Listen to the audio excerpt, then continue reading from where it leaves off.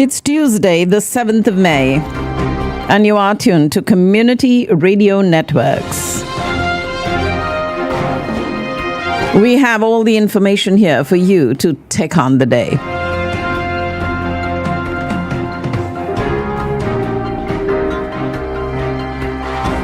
We'll start with the world news.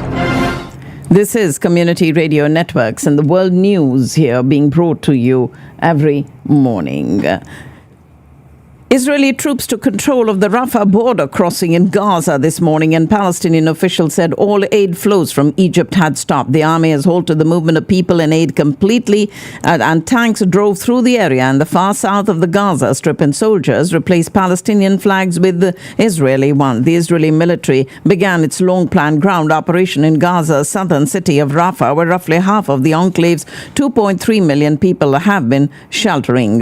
And Israel began striking targets in eastern Rafah less than 24 hours after warning roughly 100,000 residents in the area to evacuate. Israel believes Rafah, a city that sits on the shared border between the Gaza Strip and Egypt, is the last Hamas stronghold. The U.S. and other allies oppose Israel's ground offensive, partly due to the humanitarian crisis in the region.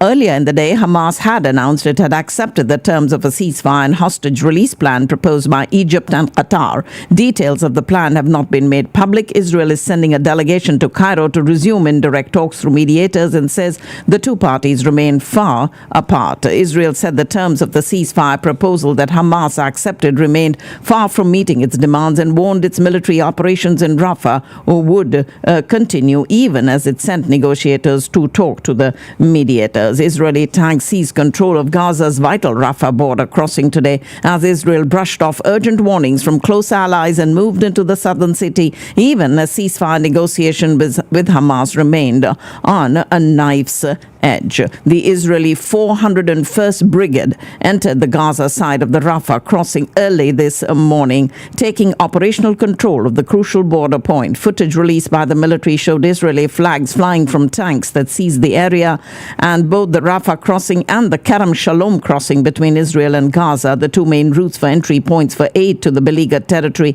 have been closed for at least the past 2 days. The Israeli military has said it has achieved operational control of the Rafah crossing on the Gaza side, seizing it after receiving intelligence that it was being used for terrorist purposes. Hamas said it had accepted the proposal for a truce in the 7-month-old war in Gaza, and announcement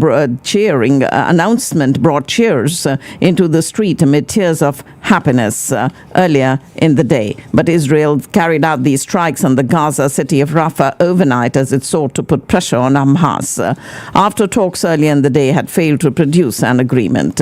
Egypt has previously warned that any seizure of Rafah, which is supposed to be part of a demilitarized border zone, or an attack that forces Palestinians to flee over the border into Egypt, would threaten the 1979 peace treaty with Israel that's been a linchpin for regional security.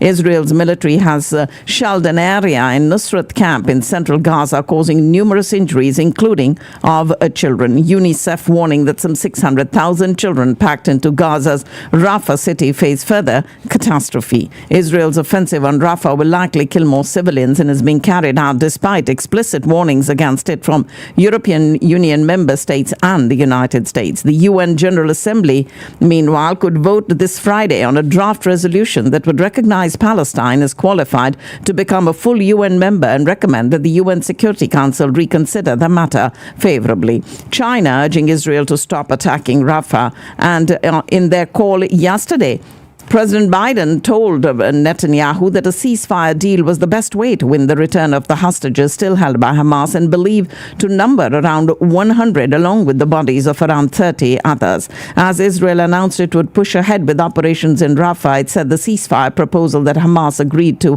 did not meet its core demands. President Biden urgently warned the Israeli Prime Minister Benjamin Netanyahu against launching an offensive in the southern Gaza city of Rafah as the divide between the two leaders continues to grow along with the mounting Palestinian death toll. Al Jazeera will look to pursue all possible legal action until the end to challenge Israel's ban on its operations there.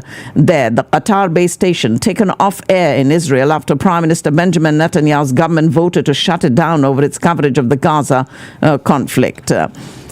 The shutdown, though, does not apply to the Israeli-occupied West Bank or the Gaza Strip, from which Al Jazeera still broadcasts live on Israel's fighting with Hamas. Dutch riot police ended a pro-Palestinian demonstration as an Amsterdam university this morning arrested some 125 people in sometimes violent clashes. In view of the Israeli military offensive unleashed on civilians in Gaza over the last few months, students at institutes of higher education across the globe have been demonstrating in a bid to force their universities to divest and disassociate with the groups enabling the Israeli military occupation and assault on Palestine. And Columbia University, the epicenter of the U.S. student protests against the onslaught in Gaza, cancelled its main graduation ceremony as colleges seek to contain the demonstrations that have rocked campuses for weeks. Columbia University cancelling its university-wide commencement ceremony planned for next week and is focusing on its smaller events instead, due in part to security concerns. A group of 13 conservative U.S. federal judges said that they would not hire law students or undergraduates from Columbia University in response to its handling of pro-Palestinian demonstration. All judges, all appointees of former President Trump called the Manhattan campus an incubator of bigotry. In a letter to Columbia's president Minosh Shafiq and law dean Gillian Lester.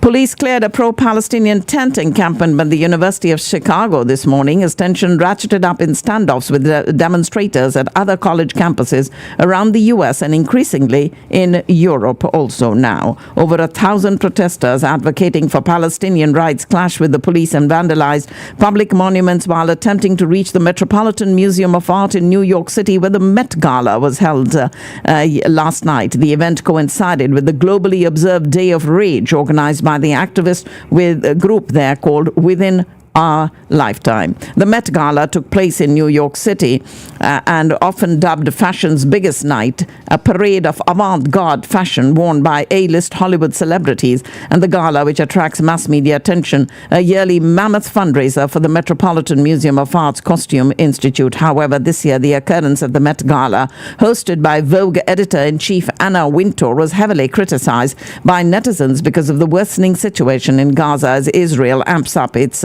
aggression. When President Biden arrives at the U.S. Capitol today to honor 6 million Jews killed 8 decades ago, his message will be as much about the present as the past. He'll speak to the existential threat faced by Jewish people 7 months to the day since the Palestinian militant group Hamas attacked Israel on the 7th of October, killing 1,200 by Israeli tallies in what Biden has called the deadliest day for Jews since the Holocaust. His speech comes at as Israel's retaliation has killed 35,000 people in Gaza, which is controlled by Hamas.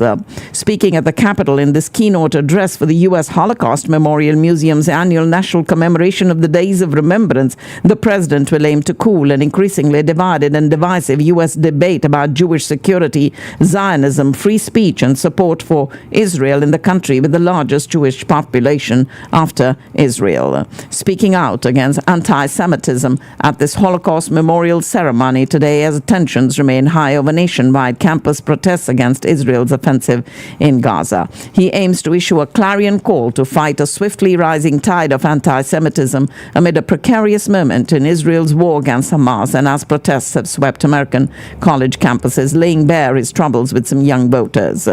Today's remarks amount to a continuation of the White House's strong condemnation of anti-Semitism throughout the conflict, but take place in the context of a dire humanitarian situation in Gaza and increasingly vocal protesters at home as he tries to keep a splintering 2024 coalition intact. Donald Trump returns to the hush money trial today, facing a threat of jail time for additional gag order violations as prosecutors gear up to summon big-name witnesses, including porn actor Stormy Daniels. Prosecutors in Donald Trump's criminal trial are expected to call more witnesses as they build out their argument that he was responsible for illegally covering up a hush money payment to a porn star in the run-up to the 2016 election. Yesterday, jurors saw the 34 business records that prosecutors say were falsified by him to obscure his reimbursement of then lawyer Michael Cohen, who made a $130,000 payment to porn star Stormy Daniels to keep quiet about a 2006 sexual encounter she says she had with Trump. If Donald Trump keeps trying the patience of the judge presiding over his hush money trial, the former president could wind up back in his home New York City borough of Queens, specifically the prison on Rikers Island. Judge Juan Merchan, who yesterday found that Trump once again had violated a gag order that bars him from disparaging witnesses or the jury, warned that the ex-president could face jail if necessary for further violations. He continues to push back against the court-imposed gag orders that stops him from discussing certain people involved in his New York hush money case. And after he was leaving the courtroom yesterday, he told reporters gathered outside that he would be willing to risk jail time over what he deems to be an unconstitutional order. He and the judge presiding over his hush money trial are staring each other down with profound implications for the former president, the coming election, and the rule of law in the U.S. Yesterday, he was fined $1,000, and in his sternest warning, yet he was told that future gag order violations could send him to jail. Donald Trump's valet told investigators before the FBI searched Mar-a-Lago in 2022 that he randomly chose boxes of documents to return to the National Archives and himself directed that dozens more boxes located at the resort would be returned.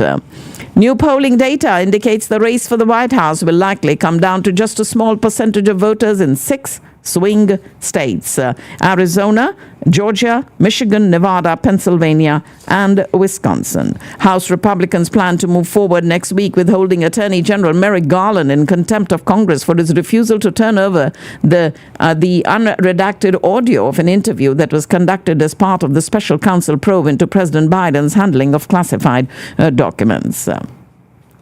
At least 4 tornadoes touched down in Oklahoma, and a number of tornado warnings have been issued in Kansas, Nebraska, and Tennessee as millions face severe weather risks from an outbreak of storms. Tornadoes spotted in central Oklahoma and further east in the state also. Severe weather continues to threaten the region overnight as storms move east. Forecasters at the National Weather Service Storm Prediction Center issued dire warnings for a significant tornado outbreak in the central U.S. that could impact millions of people from Texas to the Dakotas. Yesterday marked a year since 8 people were killed by a shooter while simply shopping at the Allen Premium Outlets, and the community nursing that pain held a memorial to honor the memory of those lost. Music can be an avenue for healing, and local musicians worked on this special piece of music to honor those lives that were lost a year ago. The Allen Philharmonic Orchestra held it at the Allen Event Center, and that memorial was held yesterday. Imprisoned Silicon Valley CEO Elizabeth Holmes has shaved more months from her initial 11-year-plus sentence for wire fraud and conspiracy and is due to be released 2 years earlier than expected. The 40-year-old has a current release date of 2032 from a women's federal prison in Bryan, Texas, according to the Bureau of Prisons. Last July, her expected release date was 2032 in December. The disgraced founder of the failed blood testing startup Theranos entered prison in May of last year after she was handed a 135-month prison sentence for defrauding investors out of hundreds of millions of dollars. Months after becoming the first Venezuelan American woman to ever win the Miss USA pageant in September, it is Noelia Voigt who shared a heartfelt message announcing her decision to relinquish her title to focus on her mental health. A U.S. soldier detained in Russia. The soldier, Staff Sergeant Gordon Black, has been stationed in South Korea and traveled to Russia on his own, not on official business. He had finished his deployment and was heading back to the U.S. when he made a side trip to Vladivostok, Russia, to visit a woman he was romantically involved with, and traveled there without permission from his superiors and is being held in pre-trial confinement. The soldier is accused of stealing from a woman and detained last week in Russia. He was arrested, of course, on suspicion of theft and will be detained for 2 months. Gordon Black, a U.S. citizen, accused of committing secret theft of the property of a citizen. Russia defended its veto of a UN resolution urging all nations to prevent a nuclear arms race in outer space, challenging the US, Japan and other Western allies to support Moscow's rival resolution calling for a ban on all weapons in space for all time. Vladimir Putin, who's ruled Russia for the whole of the 21st century so far, was sworn in for a fifth term as president today amid renewed nuclear saber rattling with the West over his war in Ukraine. Placing his hand on a copy of Russia's constitution, he took the oath of office at his inauguration this morning in the golden Imperial splendor of the Kremlin St. Andrew's Hall. Russians have confirmed the correctness of the country's course. This is of great importance right now when we are facing serious challenges, he told assembled officials and dignitaries. Russia is willing to engage in dialogue with the West, but only on equal terms, respecting each other's interest. Already the longest-serving Kremlin ruler since Soviet dictator Joseph Stalin, the 71-year-old Vladimir Putin, begins another 6-year term today after gaining a record 87% in March's tightly controlled presidential election, in which he faced no serious competition, embroiled in a deepening confrontation with the U.S. and its allies, which have sent Ukraine tens of billions of dollars of weapons to defend itself against Russia's invasion that sparked Europe's worst conflict since World War II. The inauguration ceremony took place a day after he ordered the military to conduct combat drills for using tactical nuclear weapons in response to what Russia called provocative statements by Western leaders. The U.S. and most European Union nations boycotted the Kremlin ceremony to swear in Vladimir Putin for a new 6-year term as president, but France and some European Union states expected to send an envoy despite a plea by Kyiv. Ukrainian counterintelligence investigators have foiled a Russian plot to assassinate President Vladimir Zelensky and other top military and political figures. 2 colonels in the State Guard of Ukraine, which protects top officials, detained on suspicion of enacting the plan drawn up by Russia's Federal Security Service. Rescuers in South Africa say they have heard from 11 more survivors in the ruins of an apartment building that collapsed in the coastal city of George yesterday. 5 confirmed dead and more than 50 missing after the under construction 5-story building collapsed for as yet undetermined reasons. Rescue teams trying to find dozens of these construction workers missing since the multi-story apartment complex collapsed in this coastal city of South Africa, and have made contact this morning with 11 people buried alive beneath the mangled wreckage. UN atomic watchdog chief Rafael Grossi has arrived in Iran, where he is expected to speak at a conference and meet officials for talks on Tehran's nuclear program. The visit comes at a time of heightened regional tensions and with the International Atomic Energy Agency criticizing Iran for lack of cooperation on inspections and other outstanding issues. Bugging devices were found in a room where Polish Prime Minister Donald Tusk was scheduled to meet with his cabinet this morning. In this news out of Warsaw. And German Chancellor Olaf Scholz assured NATO partners in the Baltic Sea region of Germany's reliable military defense support during a visit to the region, and responding to Russian plans to hold tactical nuclear exercises, which has been seen in the West as an attempt at intimidation by the Kremlin. Germany also, meanwhile, sent 2 warships to the Indo-Pacific region in a bid to strengthen its military presence in the region amid rising tensions with China and Taiwan and over the disputed South China Sea. Paris 2024 is getting ready to face an unprecedented challenge in terms of cybersecurity, with organizers expecting huge pressure on the Games this summer. Organized crime, activists and hostile states will be the main threats during the July 26th to 11th August Olympics and the August 28th to September 8th Paralympics. Paris has hired ethical hackers to test their systems and is using artificial intelligence to help them ascertain potential threats.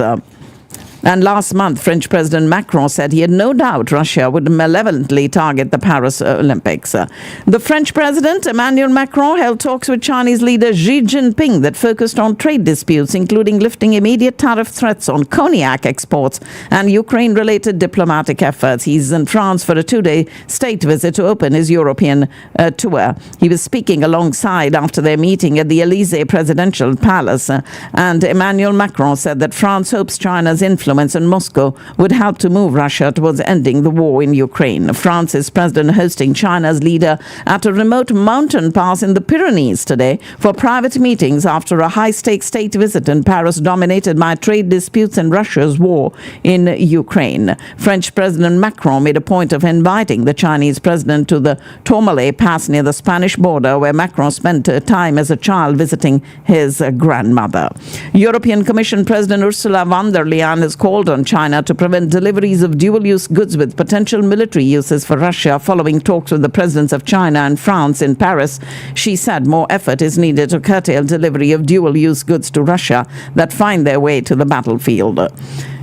And the French president charmed him with a bottle of cognac or two. That seemed to be the French president's strategy with his carefully selected gift list for visiting Chinese President Xi Jinping. China recently opened an anti-dumping investigation into European brandy, which mainly means French cognac, and it's seen as a retaliation for European Union investigations into Chinese subsidies for electric cars and medical devices. The Chinese president called on France to help fend off a Cold War as the European Union increasingly aligns with U.S. concerns over security risks and trade tensions.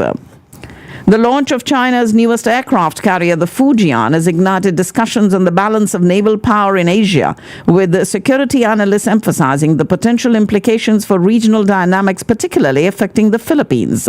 And this development comes at a time of heightened military activities in the contentious South China Sea. And amid these tensions and growing concerns over Taiwan, the Pentagon, under the leadership of U.S. Secretary of Defense Lloyd Austin, is actively bolstering its regional defense strategy to counter China's increasing threats and ambitions in the Indo-Pacific.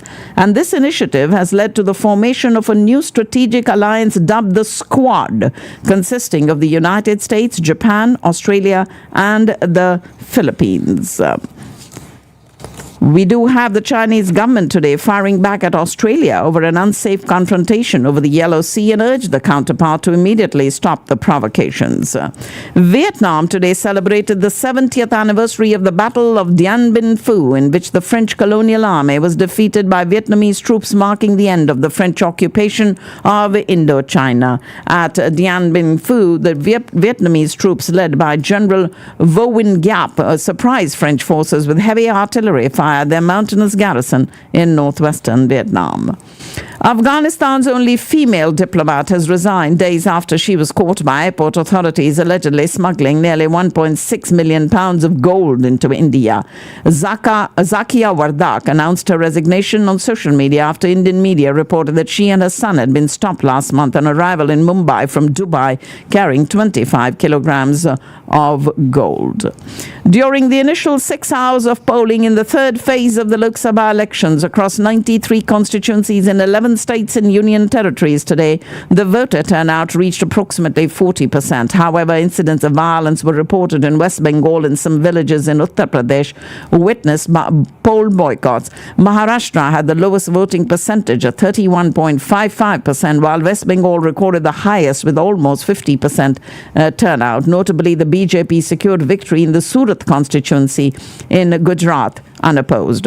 Voting has kicked off in Prime Minister Modi's home state of Gujarat in this third phase of India's election, with campaigning becoming increasingly acrimonious between the two main parties. And the 73-year-old Prime Minister Modi cast his vote this morning in Gujarat's largest city of Ahmedabad, appearing before supporters outside a polling station in a saffron vest, the trademark color of the BJP. He urged them to vote in large numbers and stay hydrated amid the scorching temperatures across India. And billionaire Gautam Adani, who's perceived to have close ties with Modi, also cast his vote in Ahmedabad, telling reporters later that India is progressing forward and will continue to progress. Balloting also taking place in parts of Maharashtra, Telangana, Madhya Pradesh, Karnataka and other regions in the latest round of India's 7-phase election. 11 states and territories in all going to the polls today, with 93 seats in India's lower house of Parliament, the Lok Sabha.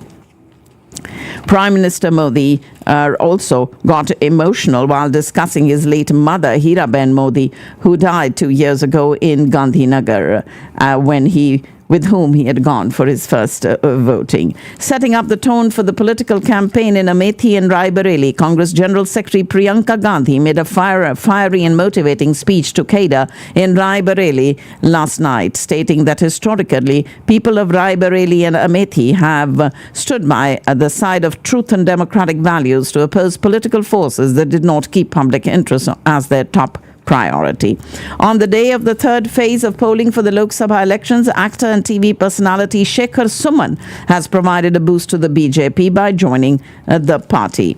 And the Supreme Court said it may consider hearing arguments on interim bail of Delhi Chief Minister Arvind Kejriwal because of the upcoming elections. He is currently lodged in the Tihar jail under judicial custody after his arrest on the 21st of March in that case.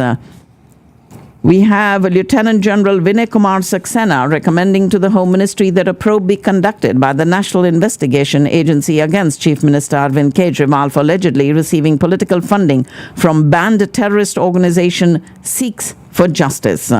As the 17th edition of the IPL reaches its climax, every match becomes pivotal in the race to secure a spot in the playoffs, and every point holds immense value, particularly for the teams in the middle of the table who are engaged in a frenzied pursuit in the upcoming IPL encounter between the Rajasthan Royals and the Delhi Capitals at the Arun Jaitley Stadium today is one such critical game. Kamran Faridi, a former high-profile agent of the U.S. Federal Bureau of Investigation, has been released from a Florida prison after serving nearly 4 years of his 84-month sentence. He was sentenced on his convictions for transmitting threats in interstate commerce, threatening to assault a federal officer, and obstruction of justice. He's now 60 years old, grew up in Gulshan-e-Iqbal district of Karachi, affiliated with the People's Students Federation, and was a close associate of PSF leader Najib Ahmed, who was assassinated in 1990. And the London-based Middle East Eye News magazine describes him as a Karachi street hustler whose family sent him to Sweden after he was found involved in several violent acts. Pakistan's failure to win a trophy under Babar Azam's captaincy was under the spotlight once again when the side skipper addressed a press conference hours ahead of the team's departure to Dublin at the Gaddafi Stadium in Lahore. The national team headed to the Ireland capital to play 3 2020 internationals from the 10th to the 14th of May against the hosts, and the series will be followed by Babar and Company's 4 games in England from the 22nd to the 30th of this month before they fly out to Dallas to feature in the T20 World Cup to be held in the US and the Caribbean in June. Inter-Services Public Relations Director General Major General Ahmed Sharif addressed a press conference in Rawalpindi today, and the Army spokesperson's press conference came just 2 days before the 9th of May, a day that holds significant importance in the country's political landscape, as it was on this day last year when military installations came under attack following PTI founder Imran Khan's arrest, which formed the basis of a severe state crackdown against him and his party.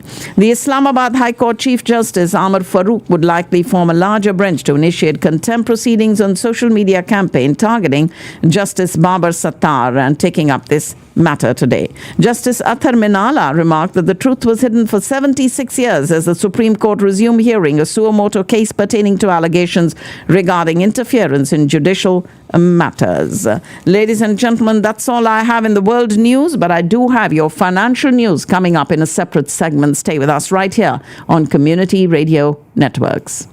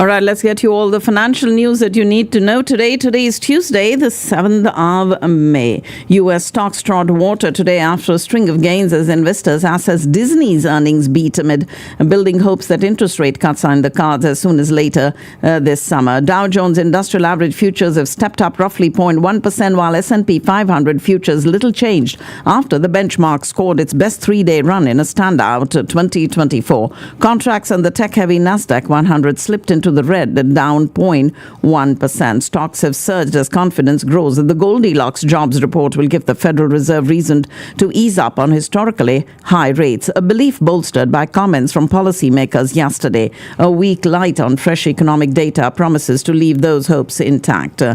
And we have optimism that the Federal Reserve will start cutting interest rates this year, pushing treasuries higher today, while U.S. equity futures steadied after yesterday's rally on Wall Street.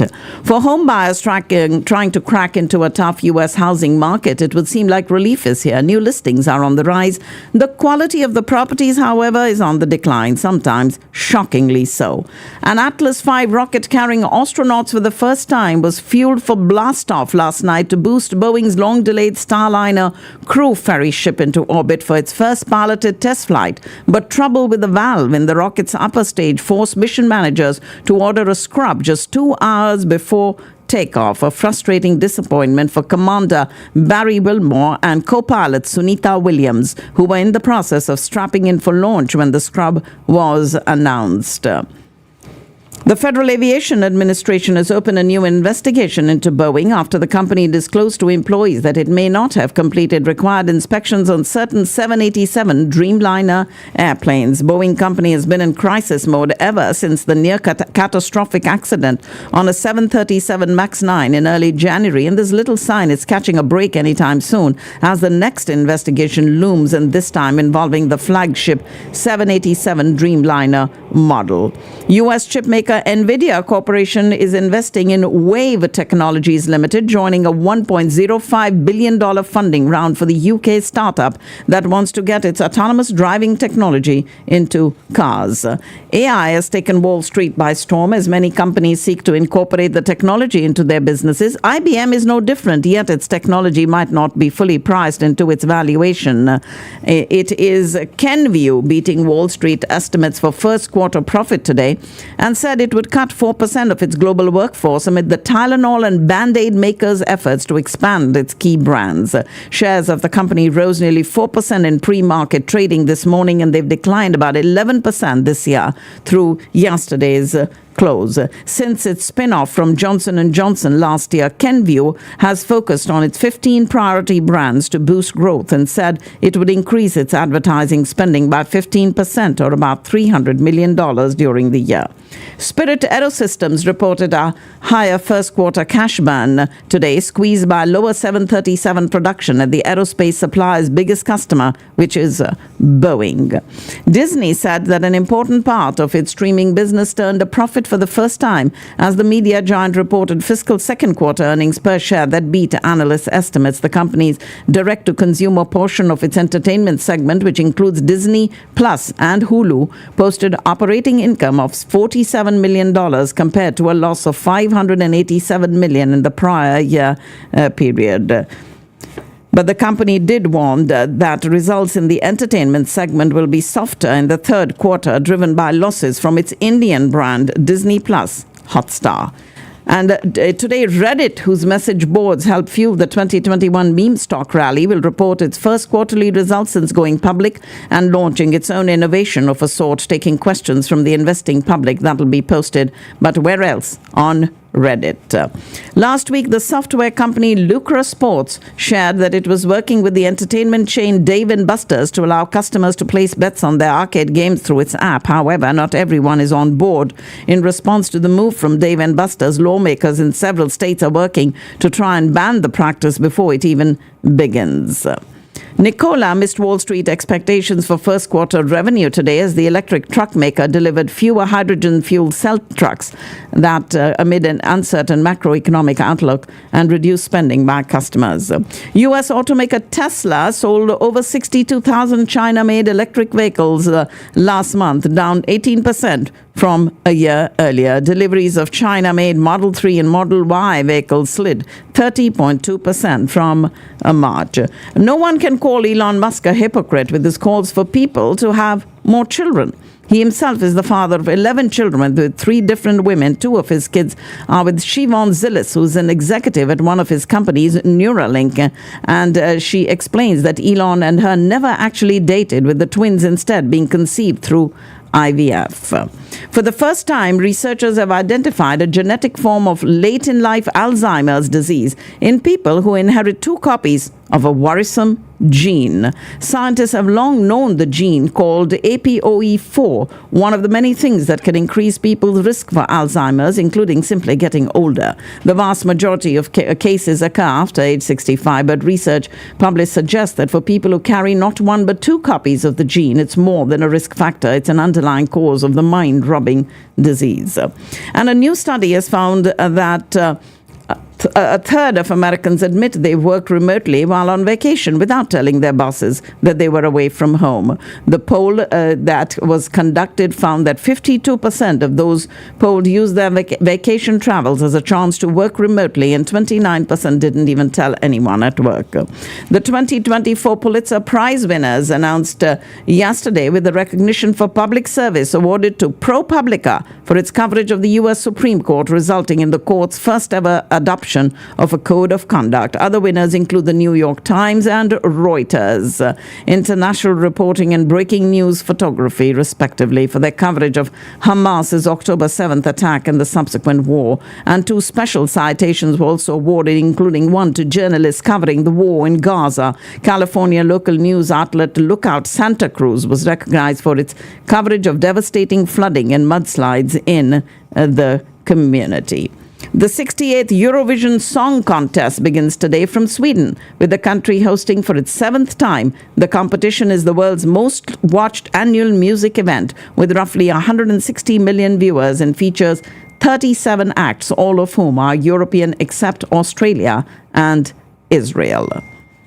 Hormel Foods is recalling 2 types of Planters nuts due to the potential for contamination with the germ Listeria. The recall affects certain Planters honey-roasted peanuts and Planters mixed nuts shipped to supermarket warehouses in Florida, Georgia, Alabama, and North Carolina, and the Dollar Tree warehouses in South Carolina and Georgia. Voters across North Texas went to the polls in municipal elections, approving a large bond package in Dallas and increasing hotel occupancy tax in Fort Worth. They approved $1.25 billion bond package, which was split into 10 separate propositions, the priciest of which featured $521 million to improve streets, alleys, sidewalks, and other transportation projects, and also $43 million for libraries and $90 million for public safety facilities, plus money for affordable housing and facilities to help the homeless. In all, more than 5,000 projects in Dallas will be funded by these bonds. In a special and unusual meeting, the board of Fair Park First has reversed course, opting to put CEO Brian Llewellyn on paid leave rather than let him go immediately. It was last week that the Dallas City Hall notified that he was no longer part of the organization.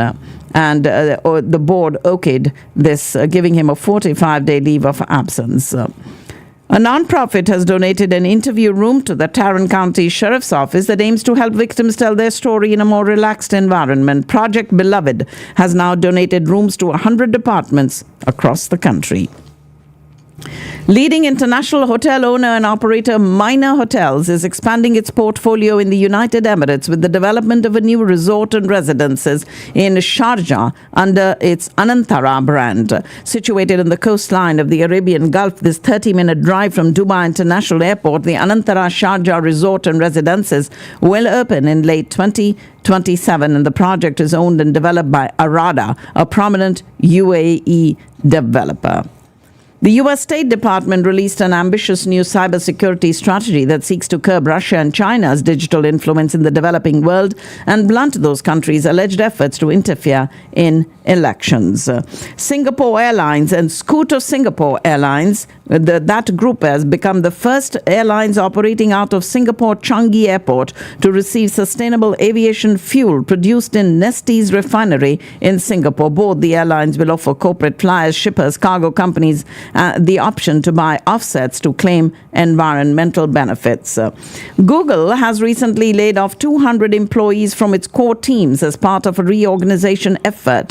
The restructuring will involve shifting some of the roles of India to India and Mexico. Affecting employees will have the opportunity to apply for other positions within the company. And Indian fashionista and entrepreneur Mona Patel stole the show at the Met Gala last night with a glamorous mechanical butterflies dress which was created by renowned stylist and designer Laure Roach. The social media took over her charm and instantly made her outfit viral, wondering about the in-depth and complicated creativity behind it all. And this unique white and golden dress was crafted by Iris Van Herpen and perfectly went with the dress code of the evening, that is the Garden of Time. And Mona Patel, who hails from Vadodara in Gujarat, moved to the US when she was younger and started a business and loves to do charity work, having a penchant for stylish clothes and accessories. Completed her studies at Rutgers University and completely moved to the US in 2003. And following her dreams last night, a big deal in the Western fashion industry, and runs $1 million empire with several other businesses. Tata Electronics Limited has commenced exporting a limited number of semiconductor chips packaged at its pilot line in its Bengaluru-based R&D center. These packaged chips are being sent to some of Tata Electronics partners located in Japan, the US, and Europe. And the development comes as the Tata Group company prepares for its new chip packaging unit in Assam and a $10 billion chip foundry in Gujarat. Ester Industries is said to be one of India's leading manufacturers of polyester films and specialty polymers, and the two are building on an existing working relationship where Ester has produced Loop PET for Loop's global brand customers of the last 4 years. The India JV is set to leverage the complementary skill set of each partner by combining Loop's innovative technology and well-established global customer base with Ester's nearly 40 years of specialized polymer production.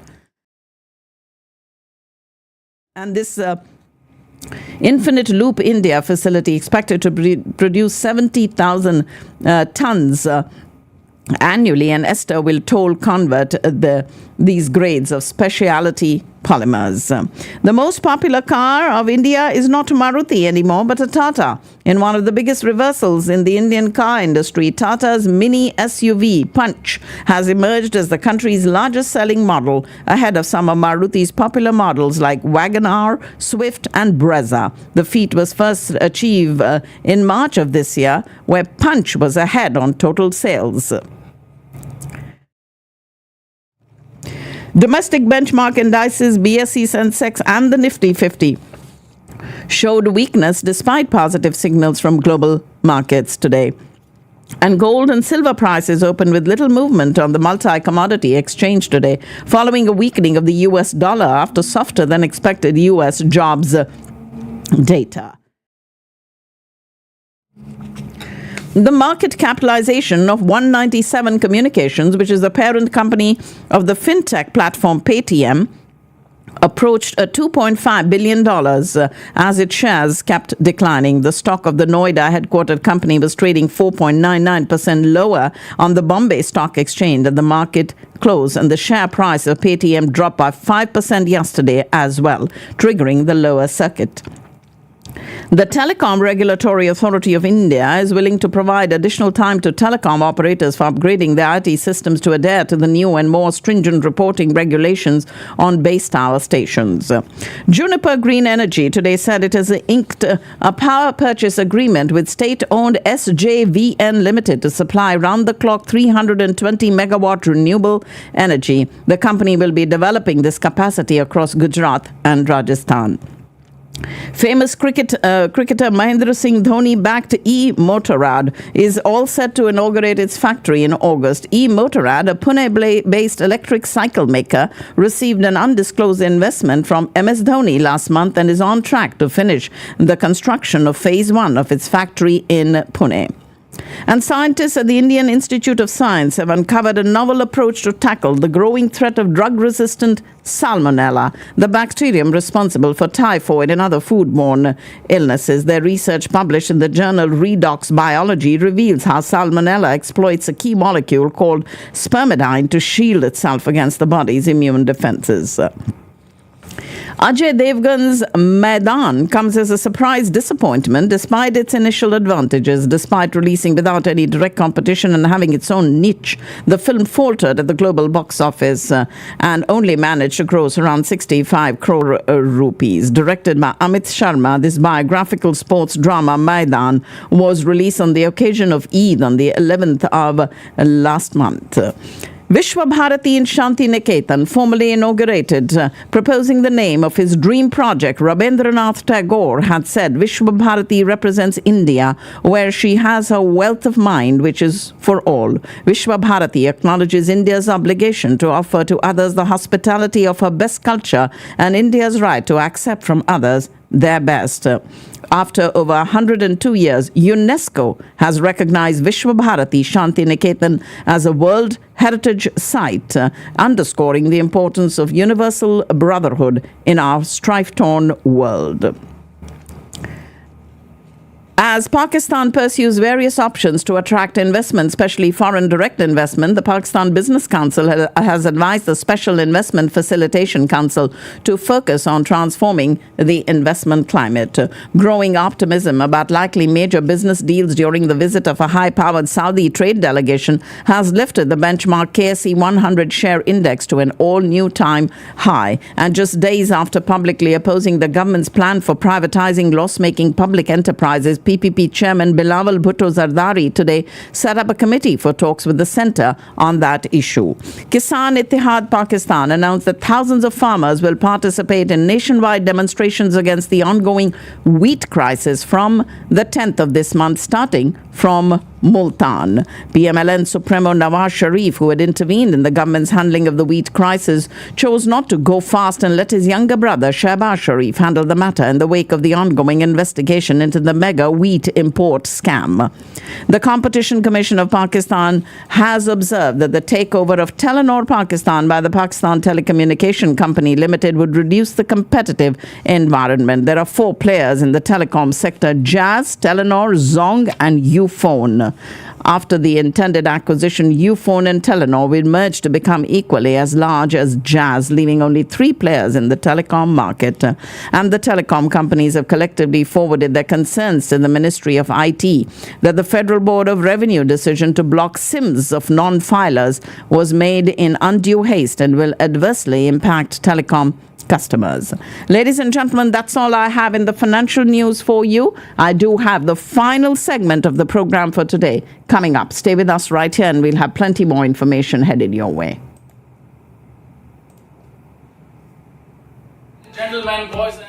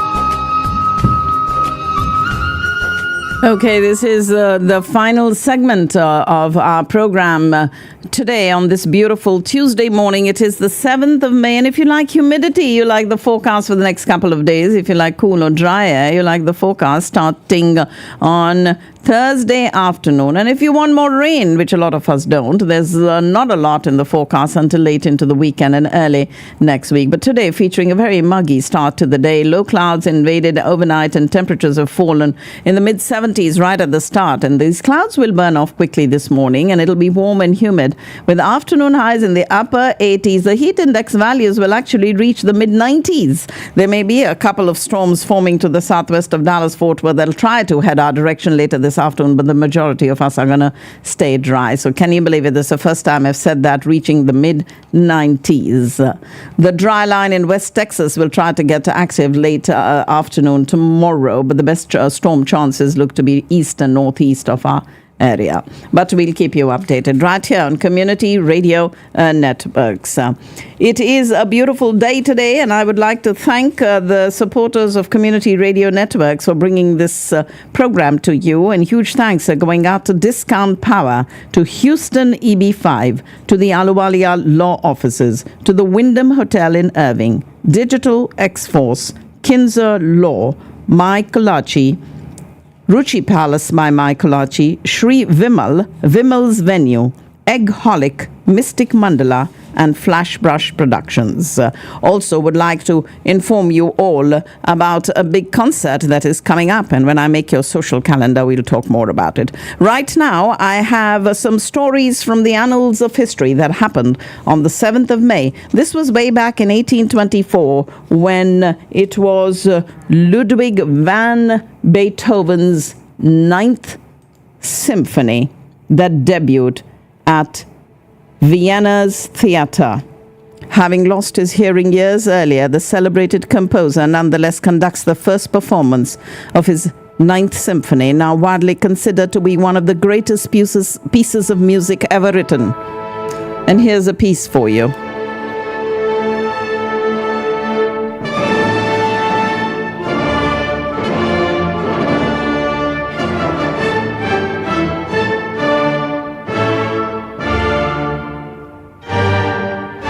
This 9th Symphony required the largest orchestra ever employed by him and was unusual at the time for its use of voices in addition to instruments. He handpicked 2 young singers for the soprano and the alto parts, stood on stage and appeared to conduct the orchestra when this 9th debuted on today's date in 1824.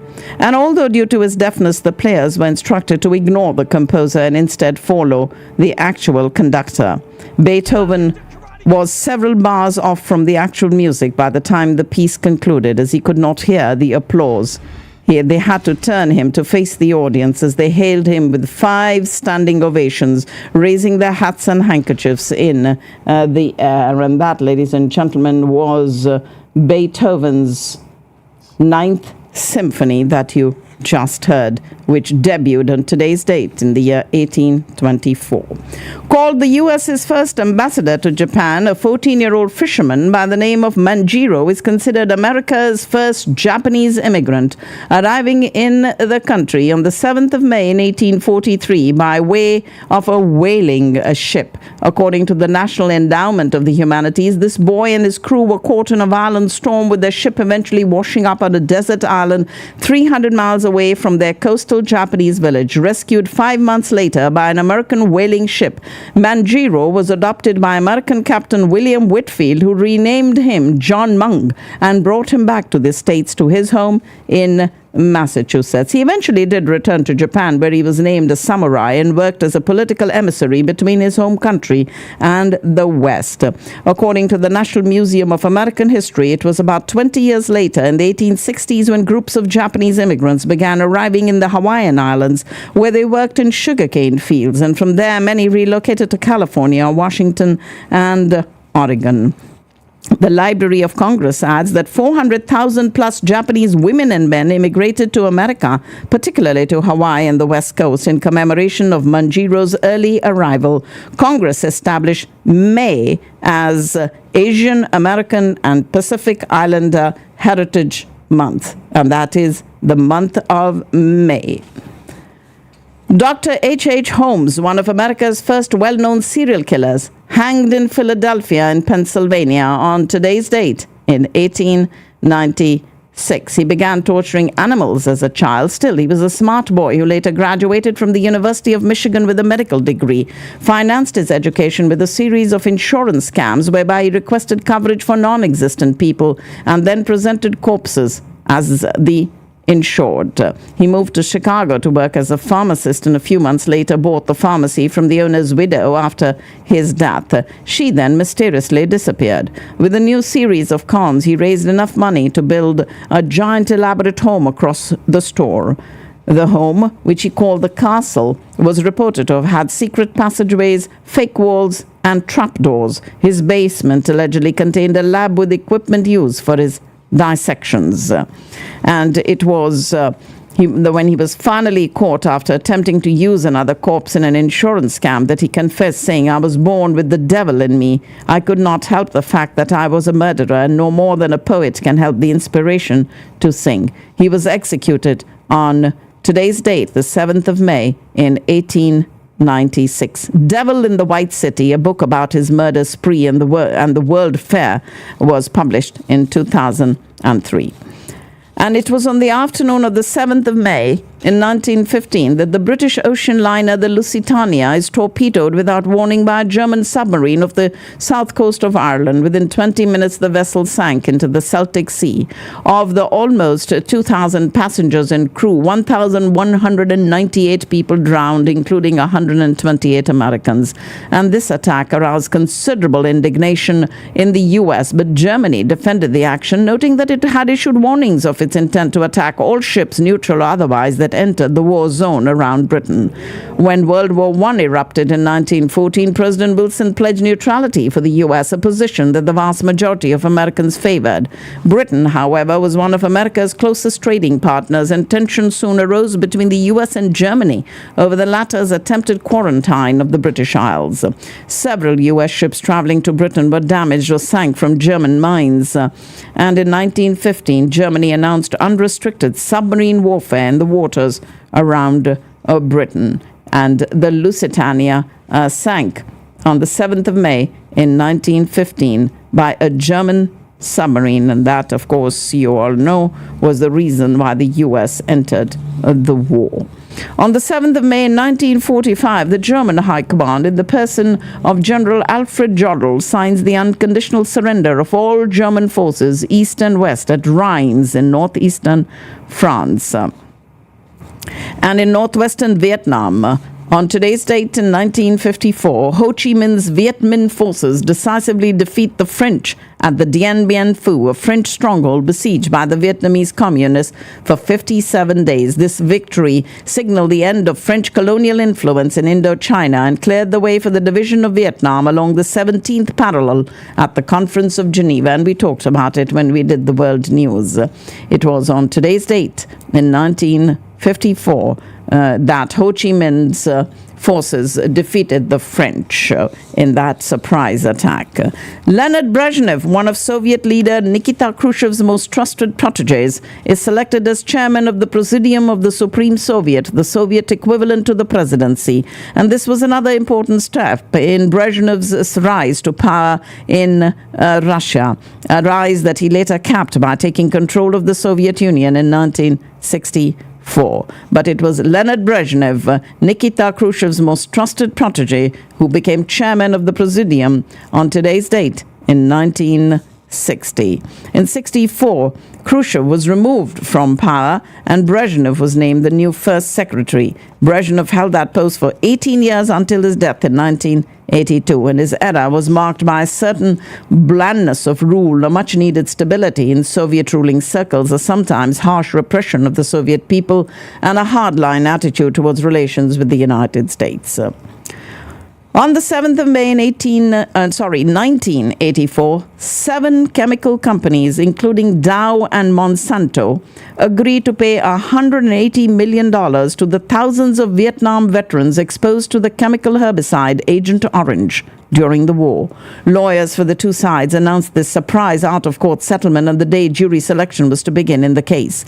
U.S. military forces sprayed nearly 20 million gallons of herbicides over Vietnam, Cambodia, and Laos from 1961 to 71 during Operation Ranch Hand, with the aim of destroying forest cover and crops being used by North Vietnamese and Viet Cong troops. The chemical Agent Orange made up nearly 2/3 of the herbicides that were used. And although its active ingredients cause plants to lose their foliage, Agent Orange included significant amounts of dioxin, a persistent organic pollutant which could persist for years in the environment through soil, lake, and river sediments and in the food chain. Dioxin contaminants are linked to long-term health issues, including type 2 diabetes, immune system dysfunction, nerve disorders, muscular dysfunction, hormone disruption, and heart disease, with even more dire effects for developing fetuses. After the war, returning Vietnam veterans and their families began reporting these issues, and a class action lawsuit was filed on behalf of 2.4 million veterans exposed to Agent Orange, culminating in a surprise settlement 5 years later, with the 7 large chemical companies that manufactured the herbicide agreeing to pay $180 million in compensation to the veterans or their children. Lawyers representing the veterans in turn dropped damage claims against these defendant companies. And that was Vietnam veterans exposed to Agent Orange that won that $180 million settlement on today's date in the year 1984. 10 years later, on the 7th of May 1994, Norway's most famous painting, The Scream, by Edvard Munch, is recovered almost 3 months after it was stolen from a museum in Oslo. The fragile painting was recovered undamaged at a hotel in Asgerstrand, about 40 miles south of Oslo. This iconic 1893 painting of a waif-like figure on a bridge, stolen in only 50 seconds during a break-in on the opening day of the Winter Olympics. 2 thieves broke through a window of the National Gallery, cut a wire holding the painting to the wall, and left a note reading, "1,000 thanks for the bad security."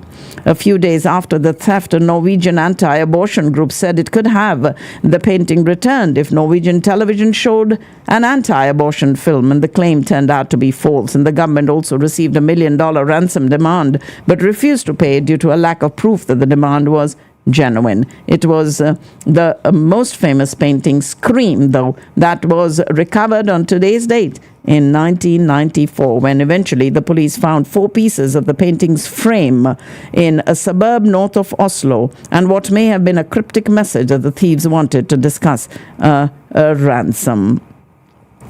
And it was on the 7th of May in 1998 that the German automobile company Daimler-Benz, the maker of the world-famous luxury car brand Mercedes-Benz, announced a $36 billion merger with the US-based Chrysler Corporation. Happened in 1998, the purchase of Chrysler, America's third-largest car company, by the Stuttgart-based Daimler-Benz marked the biggest acquisition by a foreign buyer of any US company in history. And though marketed to investors as an equal pairing, it soon emerged that Daimler would be the dominant partner, with its stockholders owning the majority of the new company's shares. And for Chrysler, headquartered in Auburn Hills, Michigan, the end of independence was a surprising twist in a striking comeback story.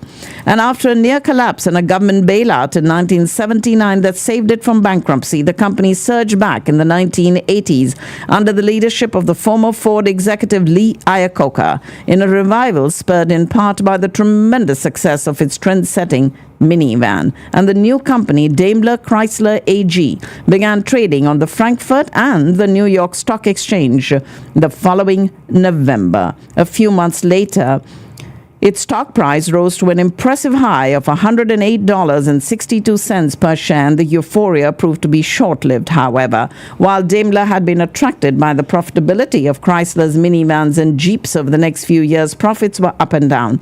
And by 2003, the Chrysler Group had cut some 26,000 jobs and was still losing money. And Chrysler posted a loss and fell behind Toyota to fourth place in the American car market, and this loss came despite the company's splashy launch of 10 new Chrysler models that year, with plans to unveil 8 more. However, after reportedly negotiating with General Motors, Daimler Chrysler announced it was selling 80.1% of Chrysler to the private equity firm Cerberus Capital Management for $7.4 billion.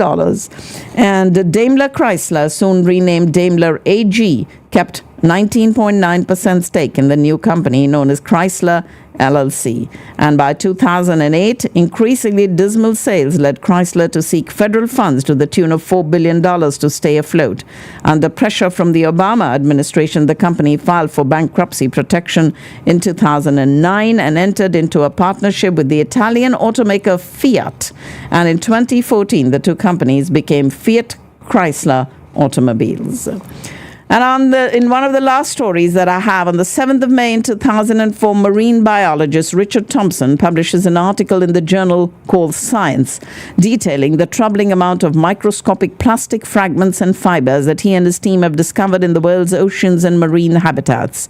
He dubs the debris microplastics and questions whether these particles could release harmful chemicals and pose a danger to the environment. It was on today's date in 2004 that we heard the word microplastics. His paper, Lost at Sea, Where is All the Plastic?, sparked a surge of interest in both scientific and public policy circles. He and other researchers have since sought to discover just how widespread microplastics are and how harmful. The tiny particles of plastic, which are less than 5 millimeters in size, have been discovered in everything, from the Arctic sea ice to the depths of the Pacific Ocean. They have also been found in humans and a wide range of marine life and other animals. Exposure to these tiny pollutants is believed to cause respiratory and heart issues and prove toxic to other major organs and systems in humans. The chemicals that make plastic versatile and durable are also what makes it nearly impossible to get rid of. Microplastics is what we heard on today's date in 2004 by marine biologist Richard Thompson, who coined that term. These were some of the stories from the annals of history that happened on today's date, the 7th of May. For those that would love to learn Indian classical singing, there are vocal lessons by the Shruti Sangeet Academy by certified classical vocalist and talk show host Shanta Mishra. You can explore the soul of Indian music. They offer comprehensive curriculums, personalized instructions, immersion in bhajan slokas and folk music. You can reach out to Shanta Mishra by calling her at 612-562-4432. And these are weekend lessons in East Plano for those that have always wanted to sing. We also do have some events that are happening here in town that I'll tell you about. And these are right here in the Dallas-Fort Worth area. This week, Hassan Sumro, in association with the Sheesh Eatery and Lounge, is presenting Moms and Momo, celebrating moms in a fun-filled contest hosted by the one and only Hina Dilpazir Khan. It's happening at the Sheesh Eatery and Lounge this Thursday. For more information, you can call Hassan Sumro at 972-333-4801. 972-333-4801. And we have the Indian Idol's Intense Tour on Friday, the 10th of May at the Grand Center in Plano. And on Saturday, an evening of ghazals and geets by Radhika Chopra at the Plaza Theatre in Garland.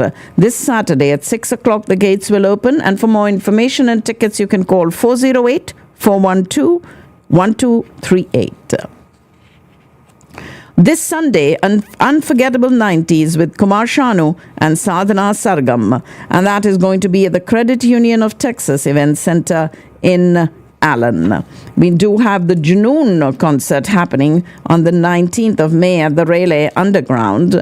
And the U.S.-India Chamber of Commerce bringing you AICon 2024, incorporating new tech and AI. The morning keynote is by Chakri Gautamakulla, the CEO and co-founder of O9 Solutions. And the afternoon keynote is George Baker Sr., the founder and chairman of Park Hub.